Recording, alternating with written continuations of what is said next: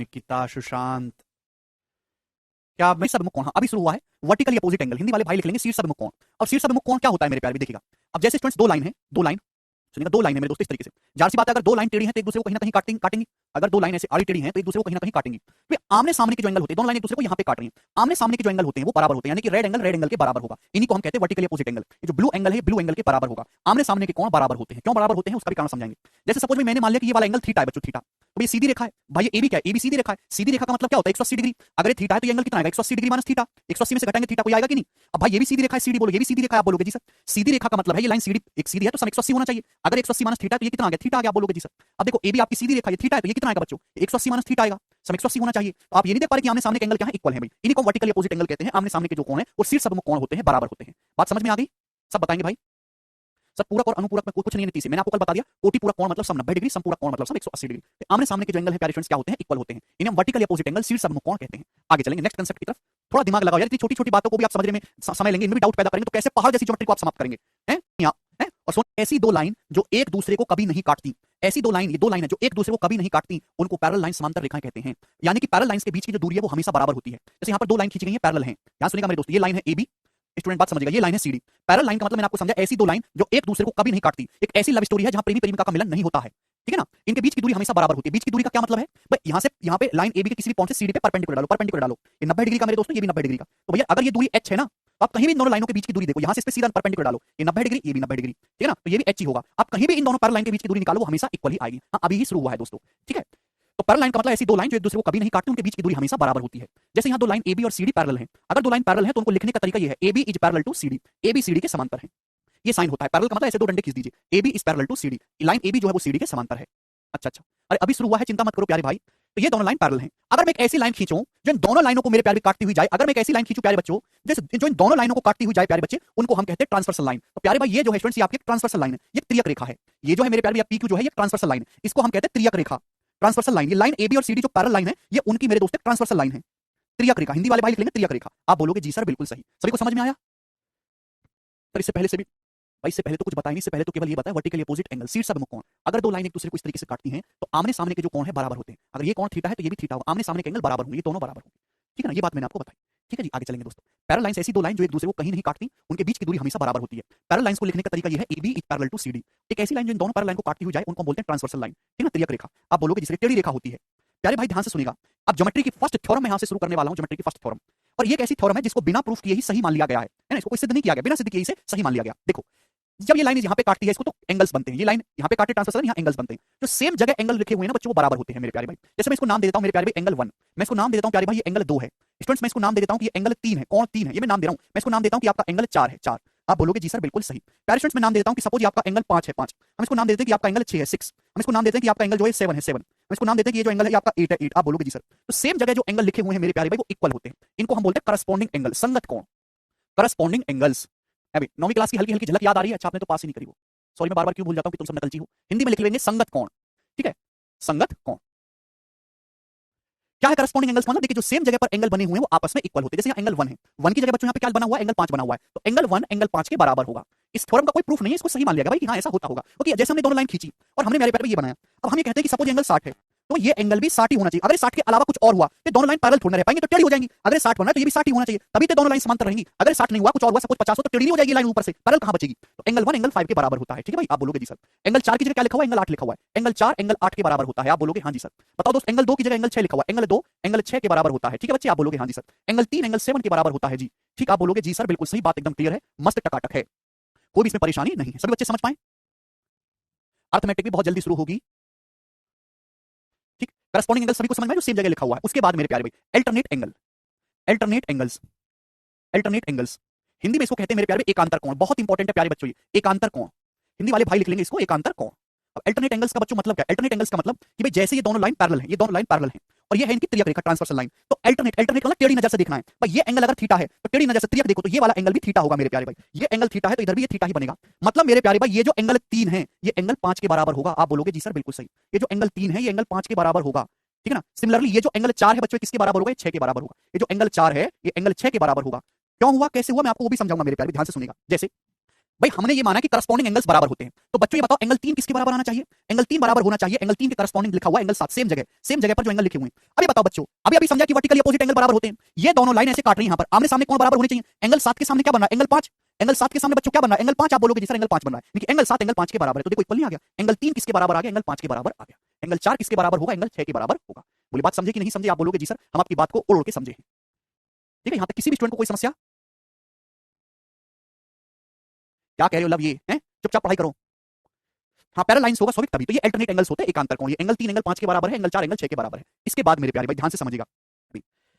Next concept बहुत important concept है, मैं इसको कई जगह इस्तेमाल करूंगा। अभी अपोजिट है ना, इंटीरियर एंगल का सम मेरे दोस्तों, इंटीरियर एंगल का सम 180 डिग्री होता है। ध्यान से सुनिएगा मेरे प्यारे भी बहुत प्यार से। अच्छा आप मुझे बताओ कि ये एक सीधी रेखा है बच्चों, ये क्या एक सीधी रेखा है? एंगल 3 और एंगल 4 सम कितना है? 180।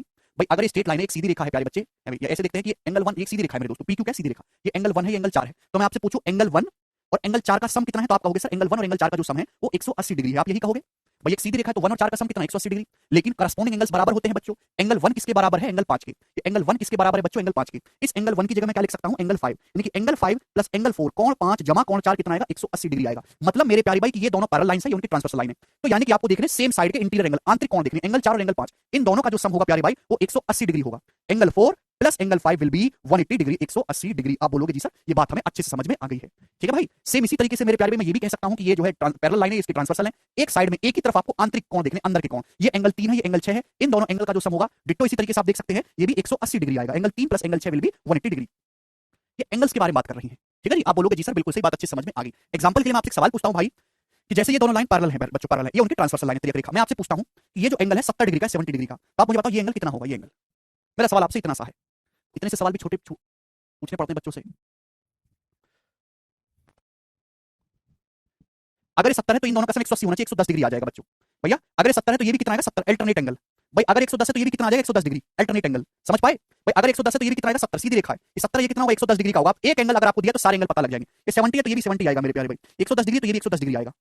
एक एंगल दिया है तो आपको सारे एंगल्स पता लग गए। तो ये सारा कंसेप्ट था पैरेलल लाइंस का मेरे प्यारे भाई, समांतर रेखाओं का। मुझे लगता है सभी बच्चों को बात समझ में आ गई। करस्पॉन्डिंग एंगल्स क्या होते हैं, अल्टरनेट एंगल्स क्या होते हैं, है ना? ये सेम साइड के इंटीरियर एंगल का जो सम है 180 डिग्री होता है। अब इनके आगे का कंसेप्ट हम लोग देखेंगे, आगे चलेंगे दोस्तों।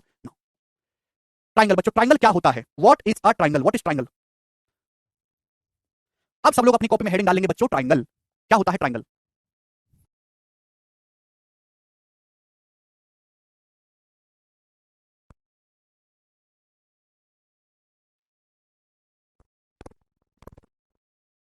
भुजाओं से घिरी त्रिभुज कहते हैं। देखो अगर हमें एक बंद फिगर बनानी है, हमें बंद फिगर बनानी है, क्या एक लाइन से कोई बंद फिगर बनती है? नहीं। क्या दो लाइन से बनती है? नहीं। क्या तीन लाइन से कोई बंद फिगर को बंद कर पाओगे? हाँ। तो भाई अगर आपको क्लोज फिगर बनानी है तो कम से कम आपको तीन लाइनें चाहिए होंगी। तो तीन लाइन से घिरी साइड को हम लोग क्या कहते हैं? त्रिभुज कहते हैं। अगर चार लाइन से घिरी कोई आकृति है तो हम उसे क्वालिटल चतुर्भुज कहेंगे। अगर पांच भुजाओं से घिरी कोई आकृति है मेरे प्यारे भाई तो हम उसे पंचभुज कहेंगे। देखो इसमें पांच भुजाएं हैं, 1 2 3 4 5।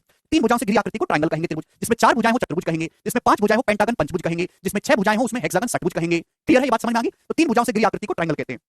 तो बच्चों ट्रायंगल में तीन साइड्स होती हैं, तीन साइड्स।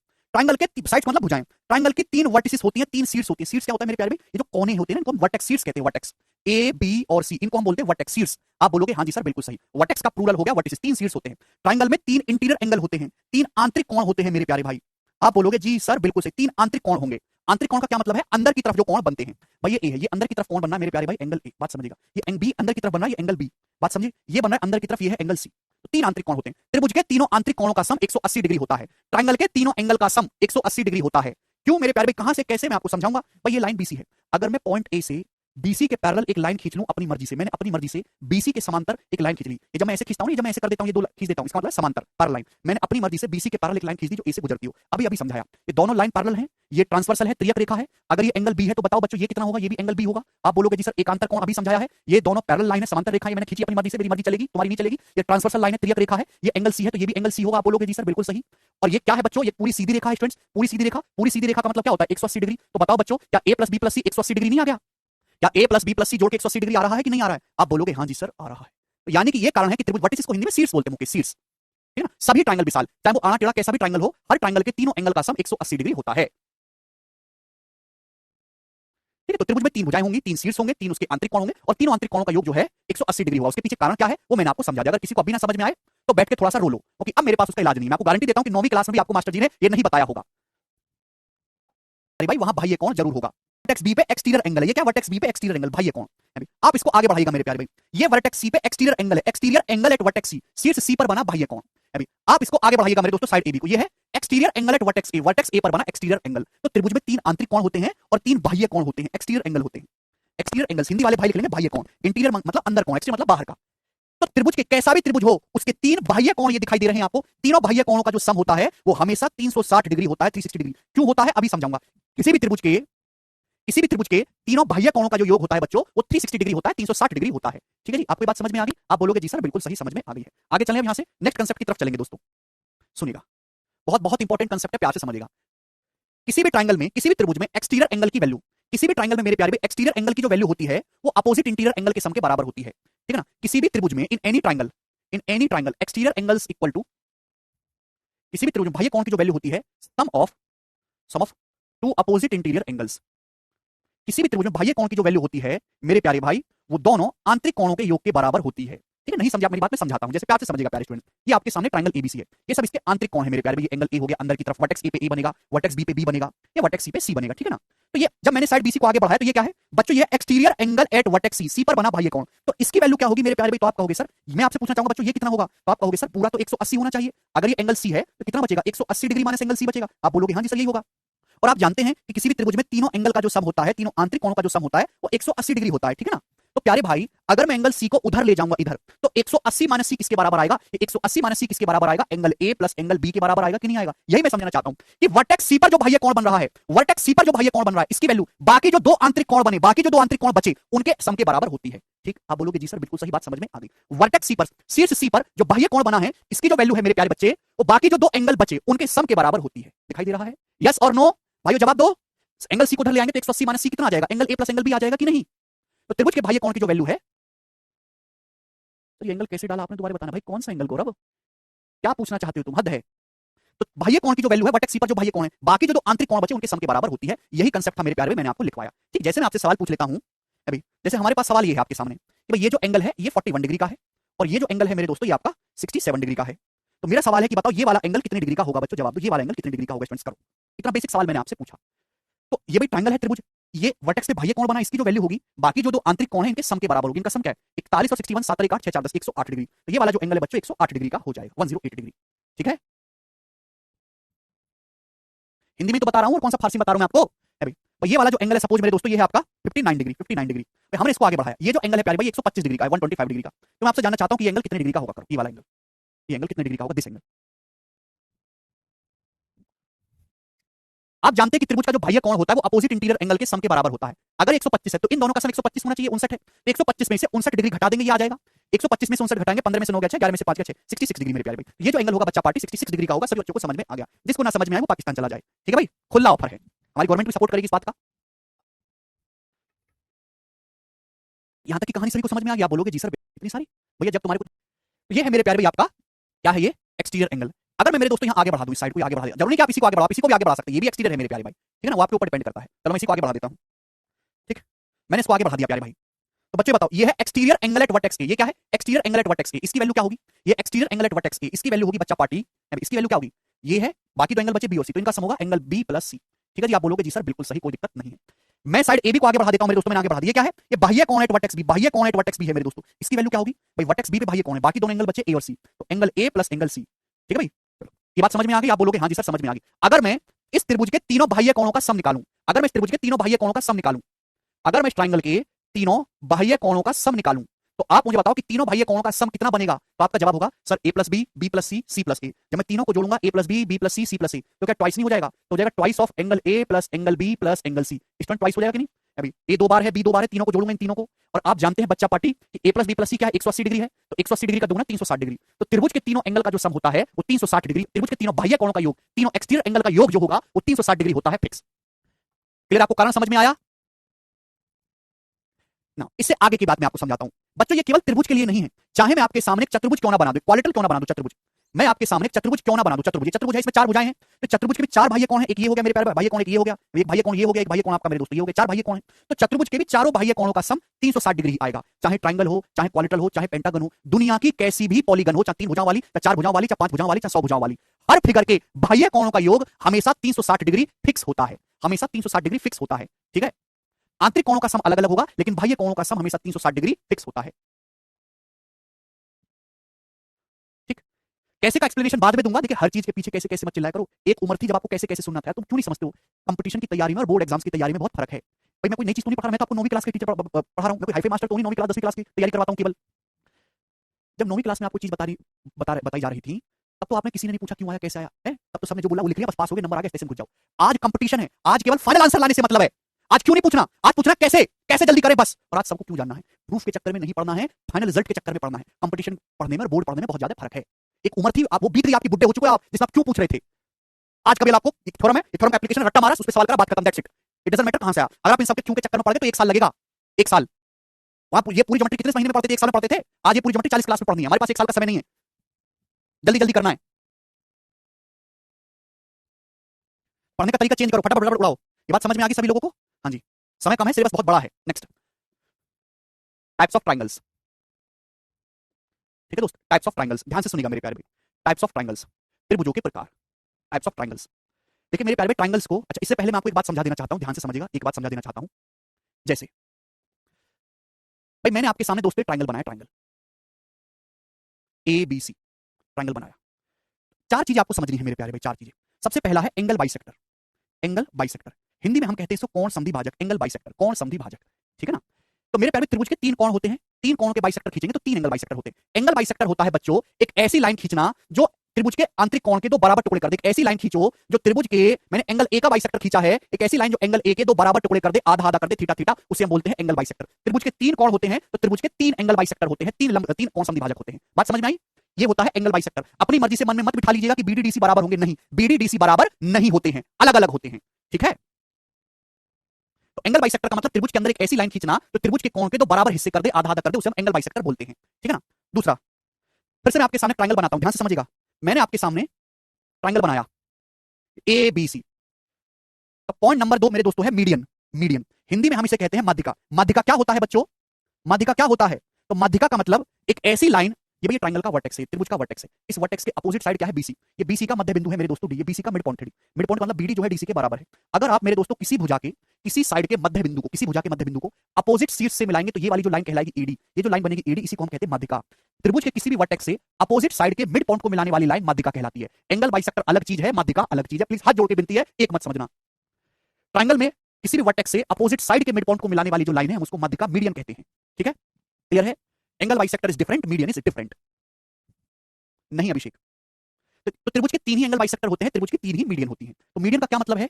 मीडियन का मतलब ये होता है माध्यिका कि ट्रायंगल के किसी भी वर्टेक्स से अपोजिट साइड्स के विपरीत भुजा के मध्य बिंदु को मिलाने वाली जो लाइन होती है उस त्रिभुज की माध्यिका कहलाती है। ठीक है ना? ये एंगल ए के बराबर बराबर टुकड़े नहीं करेगी, ये साइड बीसी के 2 बराबर टुकड़े करेगी। ये एंगल बाइसेक्टर अलग चीज है, ये एंगल ए के 2 बराबर टुकड़े करेगा। ठीक है? आप बोलो तो माध्यिका भी जैसे ये तो मैंने वर्टेक्स ए से खींची है, वर्टेक्स बी से भी आप माध्यिका खींच सकते हो, वर्टेक्स सी से भी माध्यिका खींच सकते हो। तीनों वर्टेक्स से 3 माध्यिका होंगी। डिफरेंट कैसे पता चलेगा? मतलब क्या पता चलेगा भाई? बता तो दिया यार, एंगल बाइसेक्टर का मतलब है एक ऐसी लाइन, सुनते क्यों नहीं हो यार? एंगल बाइसेक्टर कोण समद्वि भाजक का मतलब एक ऐसी लाइन जो त्रिभुज के किसी भी कोण के 2 बराबर टुकड़े कर दे, कोण के बराबर टुकड़े। मीडियन माध्यिका का मतलब एक ऐसी लाइन त्रिभुज के वर्टेक्स से अपोजिट साइड के मिड पॉइंट को मिलाने वाली लाइन, अपोजिट साइड के मध्य बिंदु को मिलाने वाली लाइन मीडियन होती है। इतना मोटा फर्क है, समझ नहीं आता क्या? हद होती है। मैं यहां पे आपको एक एक एंगल बाइसेक्टर खींचा, ऐसे आप एंगल बी से भी एंगल बाइसेक्टर खींच सकते हैं, ये भी एंगल बाइसेक्टर है, एंगल सी से भी एंगल बाइसेक्टर खींच सकते हैं। हद होती है भाई, बूढ़े हो गए, आज तक ये बात नहीं पता चली माध्यिका। कैसे तुम फिजिक्स में पास हो गए यार? कैसे तुम बोर्ड में पास हो गए, आज तक तुमको माध्यिका नहीं पता? Point number 3, height. हाइट या फिर एल्टीट्यूड, एल्टीट्यूड या फिर परपेंडिकुलर, तीनों बातों का एक ही मतलब है। या फिर लंब या फिर ऊंचाई। मैंने आपके सामने ट्रायंगल बनाया, ट्रायंगल, ये ट्रायंगल एबीसी। हाइट का क्या मतलब होता है? हाइट का मतलब होता है बेसिकली कि आपका ये जो ट्रायंगल है किन 2 पैरेलल लाइंस के बीच बना है। ये जो आपका त्रिभुज है किन 2 समांतर रेखाओं के बीच बना है, उनके बीच की जो दूरी होती है वो ट्रायंगल की हाइट या एल्टीट्यूड होती है। भाई ये वर्टेक्स ए, हाइट का क्या मतलब है? ये है वर्टेक्स ए मेरे प्यारे। वर्टेक्स ए से साइड बीसी पर लंब डाले। लंब का मतलब एक ऐसी लाइन खींचो जो साइड बीसी को 90 डिग्री के एंगल पे जाके मिले मेरे प्यारे, 90 डिग्री के एंगल पे जाके मिले, तो इसको हम बोलते हैं AD. AD is height on BC. ये एडी जो है साइड बीसी के ऊपर हाइट है, इसको बोलते हैं ट्रायंगल की हाइट। तो त्रिभुज की 3 साइड होती हैं, तीनों भुजाओं पर 3 अलग अलग हाइट होती है। त्रिभुज की 3 भुजाएं होती हैं, तीनों भुजाओं की अलग अलग माध्यिका होती है। त्रिभुज के 3 कोण होते हैं, तीनों कोणों के अलग अलग एंगल बाइसेक्टर होते हैं। एल्टीट्यूड, हाइट, परपेंडिकुलर एक ही मतलब है, मतलब एक ऐसी लाइन। एल्टीट्यूड या हाइट का क्या मतलब है कि त्रिभुज के किसी भी वर्टेक्स से आप अपोजिट साइड पर परपेंडिकुलर डालेंगे तो ये जो लाइन होगी एडी, ये ट्रायंगल की हाइट होगी। हाइट किस साइड पर है? इस साइड बीसी पर है। समझ में आया? मैथमेटिक्स में और डीप पे जाए तो इसका मतलब ये है कि भाई जैसे ट्रायंगल है मेरे प्यारे, ये ट्रायंगल है, तो अगर मैं इस वर्टेक्स से पैरेलल लाइन खींचूं तो भाई ये जो ट्रायंगल है इन दो पैरेलल लाइन के बीच बना है, ये जो त्रिभुज है इन दोनों समांतर रेखाओं के बीच बना है, तो इन समांतर रेखाओं के जो बीच की दूरी है ये इस ट्रायंगल की हाइट कहलाती है। इन दो समांतर रेखाओं के जो बीच की दूरी है ये ट्रायंगल की हाइट कहलाती है। ये हमारा जो त्रिभुज है किन दो समांतर रेखाओं के बीच बना है, उन समांतर रेखाओं के बीच की दूरी क्या है, ठीक है ना? परपेंडिकुलर मींस 90 डिग्री का एंगल। बोलो बात समझे कि नहीं समझे? तो त्रिभुज की तीन साइड के ऊपर तीन अलग अलग हाइट होंगी। जैसे भाई आपकी साइड एसी है, ये वर्टेक्स से बी, तो वर्टेक्स बी से साइड एसी पर आप एक ऐसी लाइन खींचिए जिसको 90 डिग्री पर जाके मिले, 90 डिग्री के एंगल पर जाके मिले बीई। तो बीई जो है ये ट्रायंगल की हाइट होगी किस साइड पर? साइड एसी पर। तो BE is height on AC. Side AC के ऊपर क्या हाइट है? साइड एसी के ऊपर आपकी जो हाइट है वो बीई है। क्लियर है? एल्टीट्यूड का मतलब समझ में, ऊंचाई का मतलब? ऐसा कोई स्टूडेंट तो नहीं जिसको डाउट हो इसमें? हद होती है यार, इतने बूढ़े हो गए आज तक तुमको त्रिभुज की ऊंचाई नहीं पता कि त्रिभुज की ऊंचाई क्या होती है। थोड़ी बहुत शर्म है आपको अपने ऊपर?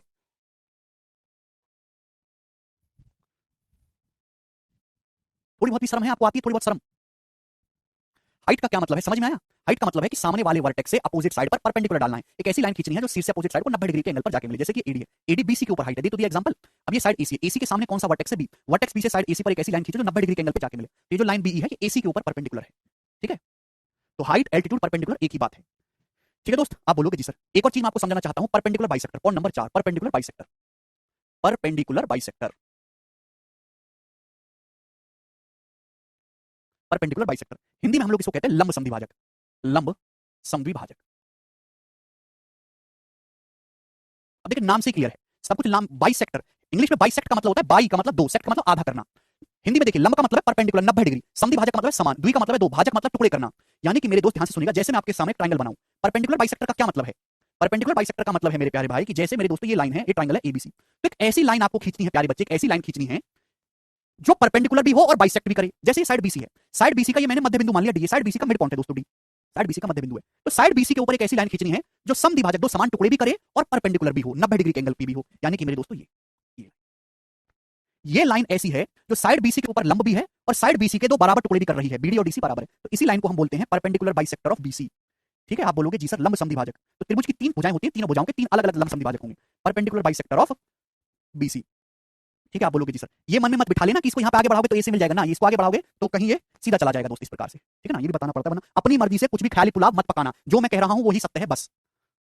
अजीत कहने से डेफिनेशन लिख दिया करो। अजीत इतने बुरे दिन नहीं आए कि मैं जिसको एक बच्चा जिसको सरकारी नौकरी चाहिए 80,000 की, मैं उस पर डेफिनेशन लिखाऊं कि हाइट क्या होती है, एंगल बाइसेक्टर क्या होते हैं। इतने बुरे दिन नहीं आए। अगर आप इतने बुरे दिन आ गए तो आप सरकारी नौकरी की तैयारी मत ही करो दोस्त, क्योंकि आपका कुछ नहीं हो सकता। जितनी दिनों में आप पढ़कर दूसरे बच्चे के बराबर आओगे, दूसरे बच्चे आगे निकल जाएंगे, आप हमेशा पीछे ही रहोगे। तो आपको चारों चीजों में फर्क समझ में आया? प्लीज प्लीज फर्क समझो, फर्क जो मैं कह रहा हूं केवल उस बात को समझिएगा।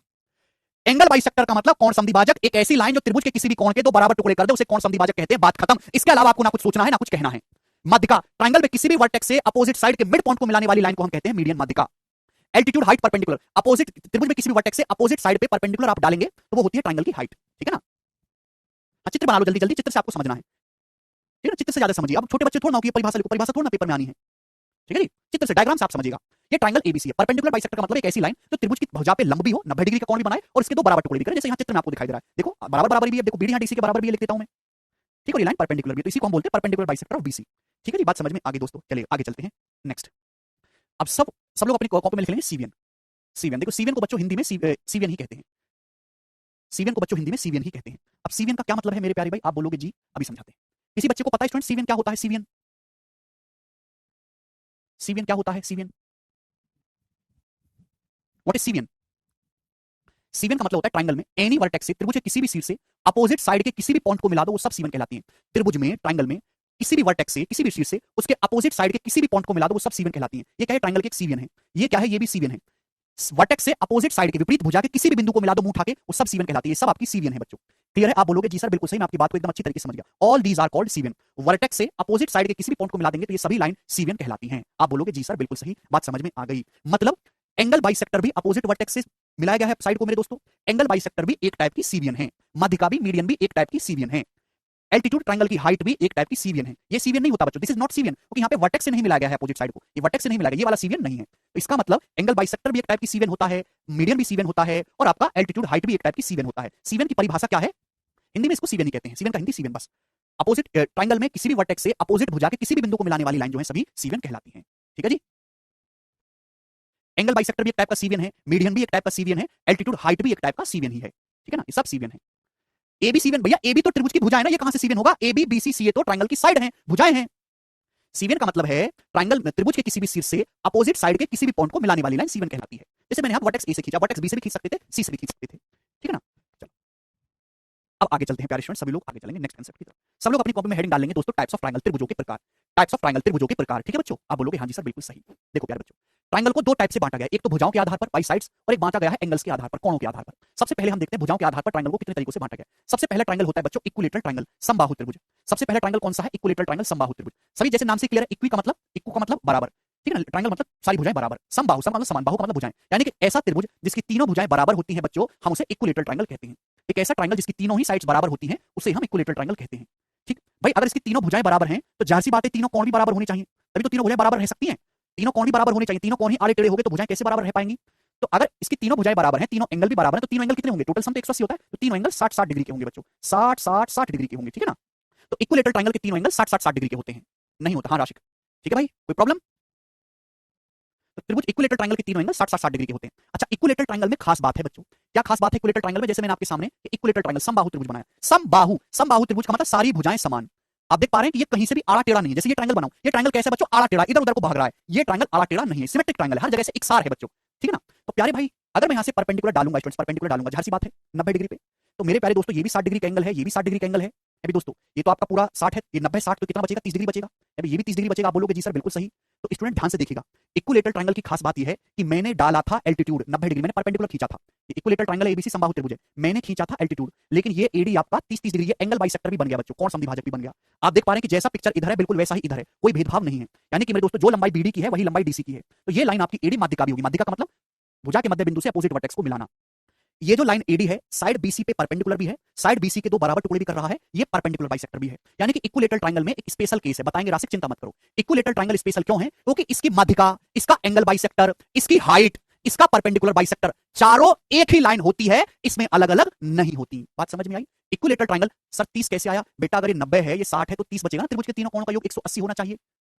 इक्विलेटरल ट्राइंगल स्पेशल क्यों है? क्योंकि हमने डाला था एल्टीट्यूड, लेकिन ये कोण समद्विभाजक भी बन गया, ये माध्यिका भी बन गया, ये परपेंडिकुलर बाइसेक्टर भी बन गया। तो इक्विलेटरल ट्राइंगल में चारों चीजें एक ही जगह होती हैं। यही कोण समद्विभाजक है, यही आपका माध्यिका है, यही परपेंडिकुलर बाइसेक्टर है, यही एंगल बाइसेक्टर है, सब कुछ यही है। क्योंकि इसमें कुछ भी उबड़ खाबड़ जैसा नहीं है। ठीक है जी, आप बोलोगे जी सर बात समझ में आ गई। एक नॉर्मल चित्रकला का बालक भी इस चीज को समझ सकता है। ठीक है, अभी ना मैं बहुत शॉर्ट में समझा रहा हूं कि इनका ना सवालों में इस्तेमाल होगा। ज्योमेट्री ऐसा नहीं कि सीक्वेंस में चलती है, ज्योमेट्री की कोई भी थ्योरम कहीं भी लग जाती है। तो मैं आपको बहुत छोटी-छोटी बातें बता रहा हूं जो छठी 7वीं के बच्चे पढ़ते हैं।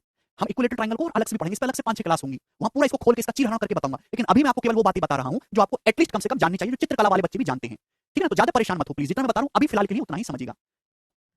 इक्विलेटरल ट्रायंगल तो हम पढ़ेंगे 9वीं शीट में। अब मैं अभी से ही क्यों बता रहा हूं? अभी से इसलिए बता रहा हूं कि ज्योमेट्री में हर जगह इक्विलेटरल ट्रायंगल का इस्तेमाल होगा, तो आपको कम से कम ये छोटी-छोटी बातें पता होनी चाहिए कि तीनों एंगल बराबर हैं, इक्विलेटरल ट्रायंगल में चारों चीजें, एंगल बाइसेक्टर, मीडियन, हाइट सब एक ही जगह होती है। ठीक है जी, आगे चलते हैं। नेक्स्ट, तो सभी को इक्विलेटरल ट्रायंगल समझ में आया? आप बोलोगे जी अगला आइसोसेलेस ट्रायंगल। एग्जाम में चित्र बनाना पड़ेगा। समद्विबाहु त्रिभुज आइसोसेलेस, आप केवल मुर्दे की तरह पढ़ते रहो, कुछ मत बोलो, है ना? जैसे डेड बॉडी होती है, 3-4 महीने में अपने आप बिल्कुल परिपक्व बन जाओगे, बकर बकर बकर बकर करते रहोगे, कुछ नहीं आएगा समझ में। आइसोसेलेस ट्रायंगल, सम द्विबाहु त्रिभुज। सम का मतलब समान, द्वि का मतलब दो, बाहु का मतलब भुजाएं।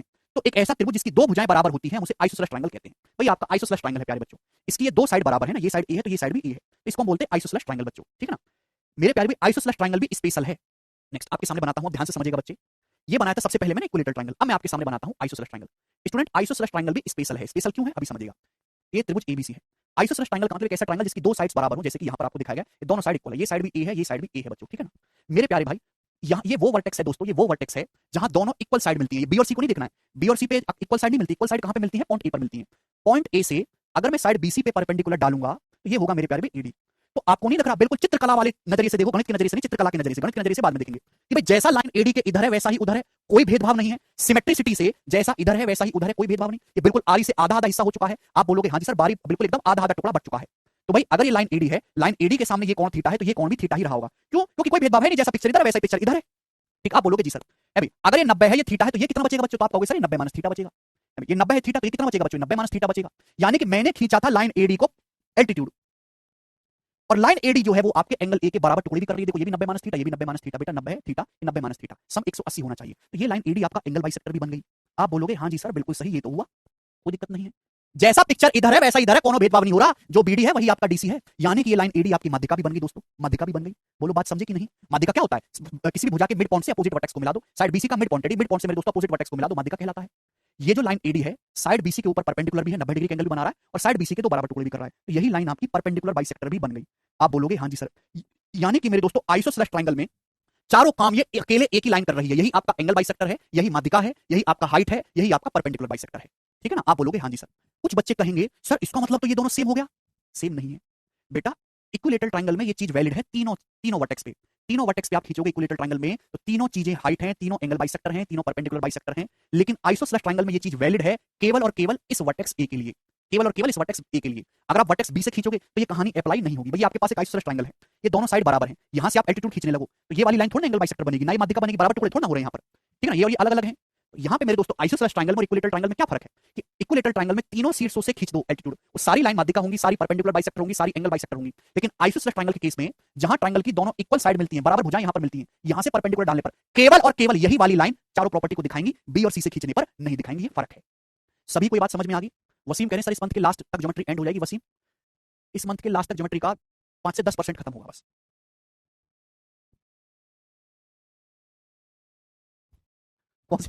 कौन सी दुनिया में जी रहे हो तुम? सभी को फर्क समझ में आया? क्या आपको इक्विलेटरल और आइसोसेलेस में फर्क समझ में आया? बिल्कुल फर्क समझ में आया होगा। हम इनको ना बहुत डिटेल में भी पढ़ेंगे आगे जाके। अभी मैं आपको केवल वो बातें बता रहा हूं जो आप हर जगह इस्तेमाल होंगी, जो आपको पहले से पता होनी चाहिए थी। मतलब आपके बचपन के पापों को धो रहा हूं अभी, पापों को, ज्योमेट्री शुरू नहीं हुई अभी, बचपन के जो कर्म आपके खराब है उनको धो रहा हूं बस। ठीक, आगे चलें। ज्योमेट्री अगले साल खत्म होगी भाई, ये मान के चलो। तो सभी को आइसोसेलेस ट्रायंगल समझ में आ गया ना? अब है स्केलन ट्रायंगल। हिंदी में ये इक्विलेटरल ट्रायंगल समबाहु त्रिभुज, आइसोसेलेस ट्रायंगल विषम बाहु संधिबाहु त्रिभुज। तीसरा स्केलन ट्रायंगल, विषम, विषम का मतलब अलग अलग, बाहु का मतलब भुजाएं। एक ऐसा त्रिभुज जिसकी तीनों भुजाएं अलग अलग हो, तीनों भुजाओं की लंबाई अलग अलग हो बच्चों, उसको हम कहते हैं स्केलन ट्रायंगल। इसकी कोई साइड इक्वल नहीं होती। ठीक है? स्केलन ट्रायंगल का मतलब यहां पे ही समझ लीजिएगा बच्चों, आपको ज्यादा क्लैरिटी आ रही होगी, मौज आ रही होगी। स्केलन ट्रायंगल का मतलब प्यारे भाई आड़ा टेढ़ा ट्रायंगल, आड़ा टेढ़ा ट्रायंगल। जैसे कि प्यारे बच्चे ये ट्रायंगल है,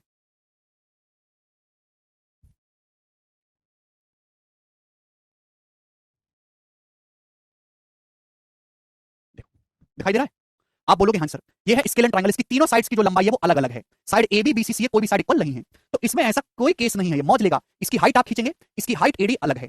अभी इसकी माध्यिका खींचेंगे मेरे दोस्तों, ये इसकी माध्यिका है, माध्यिका, माध्यिका बीई बराबर ईसी। ठीक है? तो ये आपकी जो माध्यिका है। आप बोलोगे जी सर बिल्कुल सही, मीडियन है, मीडियन। ये आपका मेरे प्यारे भाई यहां से एंगल ए से कैसी लाइन खींचो जो एंगल ए के बराबर बराबर टुकड़े कर दे, मतलब ये भी थीटा रहे, ये भी थीटा रहे, हाफ हाफ टुकड़े कर दे, तो ये है एंगल बाइसेक्टर। तो आप समझ पा रहे हैं इसमें ऐसा कोई चक्कर नहीं है। इसकी हाइट अलग, एंगल बाइसेक्टर अलग, मीडियन अलग, तीनों चीजें अलग अलग होंगी। ठीक, कोई प्रॉब्लम नहीं, कोई परेशानी नहीं। क्या आपको तीनों में फर्क समझ में आ गया? माधवेश क्या डाउट है आपका? माधवेश स्केलन ट्रायंगल की तीनों भुजाएं अलग अलग है ममता, तो तीनों एंगल भी अलग अलग होंगे अमन। ठीक है? चलिए आगे चलते हैं। तो मेरे दोस्तों ये हम बात कर रहे थे ट्रायंगल के डिस्ट्रीब्यूशन पे। त्रिभुज को दो टाइप से बांटा गया, साइड के बेसिस पे, एंगल के बेसिस पे। मेरे दोस्तों ये आ गया साइड्स। ठीक, आगे चलते हैं। नेक्स्ट कांसेप्ट, त्रिभुज को एंगल के आधार पर कितने तरीकों से बांटा गया, कोणों के आधार पर समझने की कोशिश करेगा मेरे प्यारे भाई। बहुत ही प्यारा कंसेप्ट मैं आपको बताऊंगा। एंगल के आधार पर एक होता है एक्यूट एंगल ट्रायंगल, न्यून कोण त्रिभुज। न्यून कोण त्रिभुज मतलब एक ऐसा त्रिभुज जिसके तीनों एंगल 90 डिग्री से छोटे होते हैं। एक ऐसा ट्रायंगल जिसके तीनों एंगल 90 डिग्री से छोटे होते हैं, उनको हम एक्यूट एंगल ट्रायंगल कहते हैं। जैसे कि मेरे प्यारे भाई 31 डिग्री है मेरे दोस्त, ये आपका 60, ये जो है आपका 78 डिग्री है, अभी ये आपका सॉरी ये आपका 41 डिग्री है, ये आपका 68 डिग्री है, और ये कितना हो जाएगा फिर 8 और 1 9 6 4 10, 180 में से जब आप 109 घटाओगे तो ये आ जाएगा आपका 71, ये 71 डिग्री। तो भाई एक ऐसा ट्रायंगल है जिसके तीनों ही एंगल क्या है 190 डिग्री से कम है, इसको हम बोलते हैं एक्यूट एंगल ट्रायंगल। दूसरा राइट एंगल ट्रायंगल, समकोण त्रिभुज। राइट एंगल ट्रायंगल एक ऐसा ट्रायंगल जिसका एक एंगल एक्जैक्ट 90 डिग्री का हो, एक एंगल एक्जैक्ट 90 डिग्री का हो। जैसे कि यहाँ पे एबीसी ट्रायंगल है, इसका ये एंगल एक्जैक्ट 90 डिग्री का, इसे हम बोलते हैं राइट एंगल ट्रायंगल। 90 डिग्री बनाने वाली साइड को हम लोग कहते हैं लेग्स। 90 डिग्री बनाने वाली कौन सी साइड है? एबी और बीसी। तो दोस्तों एबी और बीसी को हम लोग कहते हैं राइट एंगल ट्रायंगल की लेग्स, यानी कि टांगे। टांगे आप बोलोगे जी सर। 90 डिग्री के सामने हम कहते हैं कर्ण, हिंदी में हाइपोटेनस, सॉरी इंग्लिश में हाइपोटेनस, हिंदी में कर्ण। 90 डिग्री के सामने की साइड को हम कहते हैं हाइपोटेनस। लेग्स जब मैं बोलूं तो तुरंत समझ जाइएगा मैं बात कर रहा हूं 90 डिग्री बनाने वाली साइड्स की। भाइयों अगर ये वाला एंगल थीटा है तो बताओ ये एंगल कितना होगा? त्रिभुज के तीनों कोणों का सम 180 होना चाहिए। ठीक है भाई? अगर ये 90 है तो बाकी सम भी 90 होगा। भाई ये थीटा है तो ये कितना आएगा? 90 minus theta, 90 degree minus theta. एक बच्चा कह रहा है अर्थमेटिक पहले शुरू होनी चाहिए थी। ऋतिक अगर मैं अर्थमेटिक शुरू करता पहले तो गारंटी से आप कहते सर नंबर सिस्टम पहले होना चाहिए था। नंबर सिस्टम शुरू करता तो आप कहते सर नंबर सिस्टम से सवाल कम आता है, परसेंटेज से शुरू होना चाहिए था। और अर्थमेटिक में परसेंटेज शुरू होता, अरे सर इससे तो एक ही सवाल आना, ज्योमेट्री से ज्यादा आते, ज्योमेट्री से शुरू होना चाहिए था। कोई भी संतुष्ट नहीं हो सकते आप। ठीक है? जैसे मच्छर होता है ना, मच्छर को थोड़ा तिल्ली से भून दो, फड़फड़ाता रहता है, वैसी हालत है। ये एंगल थीटा है तो ये कितना होगा? 90 माइनस थीटा। समझ में आया? 90 बाकी दोनों एंगल का सम भी 90 हो गए, थीटा ये 90 माइनस थीटा। ठीक है?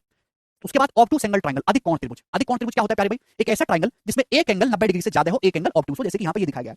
देख पा रहे ये एंगल जो है ऑब्टूस एंगल है, अधिक कोण त्रिभुज है। जैसे वो एंगल 112 डिग्री का, तो कैसा ट्रायंगल बनेगा? ऑब्टूस बनेगा, किसमें एक एंगल 90 डिग्री से ज्यादा है। सभी को बात समझ में आ गई? आप बोलोगे जी बिल्कुल करेक्ट। ठीक, अच्छा एक कंसेप्ट मैं आपको यहाँ पे बताना भूल गया, जब मैं हाइट के बारे में बता रहा था, हाइट, तो प्यारे स्टूडेंट्स ये तो हो गया एक्यूट एंगल ट्रायंगल की हाइट तो हो गया, कोई दिक्कत नहीं है। स्टूडेंट अगर आपके सामने ट्रायंगल हो ऑब्टूस, अधिक कोण त्रिभुज हो, ऑब्टूस एंगल ट्रायंगल की हाइट कैसे निकालते हैं? जैसे भाई ये ट्रायंगल, ये तो ऑब्टूस है ना, अधिक कोण त्रिभुज है, इसकी हाइट कैसे निकालेंगे? ए बी सी, इसकी हाइट, तो हाइट का मतलब होता है वर्टेक्स ए से साइड बीसी पे परपेंडिकुलर डालना है, तो साइड बीसी पे तो परपेंडिकुलर डलेगा नहीं बच्चों, तो आप इस साइड को ना आगे बढ़ाओ मेरे दोस्तों, आगे बढ़ाओ, आगे बढ़ाएंगे। अब मेरे प्यारे भाई यहां से आप परपेंडिकुलर डालेंगे इस पे बीसी पे, यहां 90 डिग्री पर, तो ये जो होगा ना मेरे दोस्तों, ये है साइड बीसी के ऊपर हाइट। बात समझ में आई कि ऑब्टूस एंगल ट्रायंगल में हाइट कैसे निकालेंगे? आप इसको यहां आगे बढ़ाइए, अब यहां से परपेंडिकुलर डालेंगे, तो ये जो एडी है इस साइड बीसी के ऊपर ट्रायंगल की हाइट बनेगी। ठीक है, बात समझ में आ गई सभी स्टूडेंट्स को? आप बोलोगे हाँ जी सर समझ में आ गई, चलेगा। ठीक, तो ये सारे कंसेप्ट थे लाइन एंड एंगल्स में। अब हम इन्हीं पे बेस सवाल करेंगे दोस्तों, ये करेंगे। जरा सवाल नंबर 7 करो दोस्तों।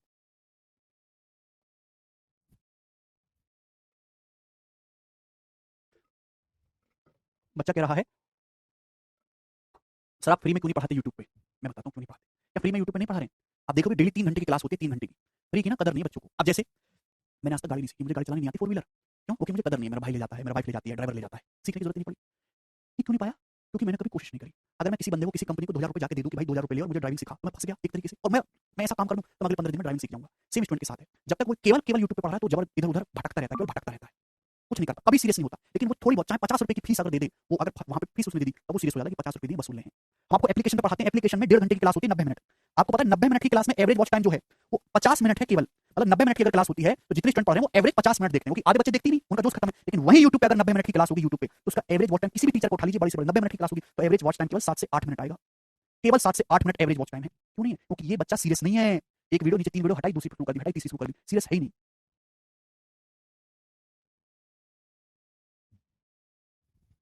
इसलिए कह रहा हूं मैं। और किसी भी टीचर का आप देख लीजिए, गलत तब होता है जब हम ऑनलाइन में फीस वसूल होते कि भाई मैथ स्पेशल का बैच 8000 का है, जैसे ऑफलाइन में होता है। ऑफलाइन में मुखर्जी नगर में आज भी मैथ स्पेशल का बैच 11000 रुपए का है, ऑफलाइन आप पढ़ो 11000 रुपए का, वो भी बहुत ही एवरेज टीचर का। वहीं हम बहुत ही मिनिमम सी फीस में आपको पढ़ा रहे, 1500 रुपए मैं ले रहा हूँ, चलो मैं मान रहा हूँ, लेकिन मैं 1500 में आपको 15000 रुपए का पढ़ाऊंगा।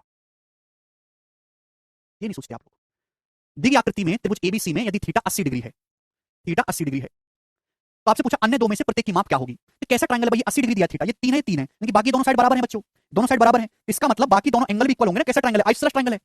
ये कैसा ट्रायंगल? आइसोसेलेस। भाई अगर ये 80 है तो बाकी दोनों एंगल का सम बचा 100, टोटल 180 होना चाहिए ना, 80 है तो बाकी बचा 100, दोनों बराबर बराबर होंगे, आधे आधे, तो 100 का आधा कितना होता है? 50, तो हर एक एंगल इसमें से 50 50 डिग्री का होगा, 50 50 डिग्री का, तो ईच एंगल की वैल्यू 50 डिग्री आएगी। डी ऑप्शन इस सवाल का आंसर है। बताओ कितना आसान सा सवाल था। आगे चलेंगे, सवाल नंबर आपके सामने आएगा मेरे दोस्तों, यहां पर 7 था, 8 क्वेश्चन करो बच्चों जल्दी से, लास्ट क्वेश्चन है आज का, बनाइएगा, सीडीएस के पेपर का सवाल है।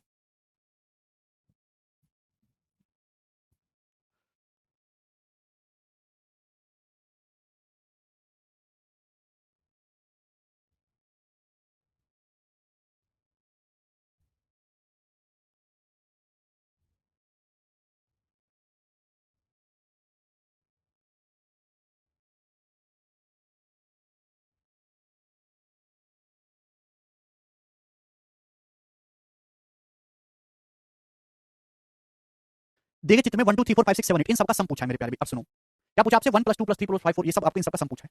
अब देखिएगा मेरे दोस्तों, जैसे यहाँ ये क्या बना हुआ है, केकड़ा सा बना हुआ है, ये एंगल 1 है, ये एंगल 2 है, तो क्या हो जाएगा भाई?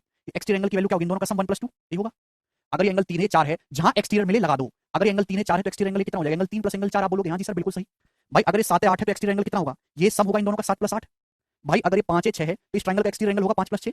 आपसे पूछा है सम, मैंने आपको बताया कि कैसा भी पॉलीगन हो, 3 भुजाओं वाला है 4 भुजाओं वाला है, देखो ये क्या है? इक्वालिटल है, एक चतुर्भुज है, दिखाई दे रहा है, और इस चतुर्भुज के ये क्या है? 4 एक्सटीरियर एंगल है, बाह्य कोण है। चारों बाह्य कोणों का सम क्या आना चाहिए? 360। सबको ऐड करेंगे 1 2 3 4 5 6 7 8 कितना आएगा? 360 डिग्री सवाल का आंसर आएगा। बहुत ही बेहतरीन सवाल था, कोई भी स्टूडेंट इस सवाल को कर सकता है। चलिए आज इतना ही छोड़ेंगे, बाकी हम कल करेंगे। बाय।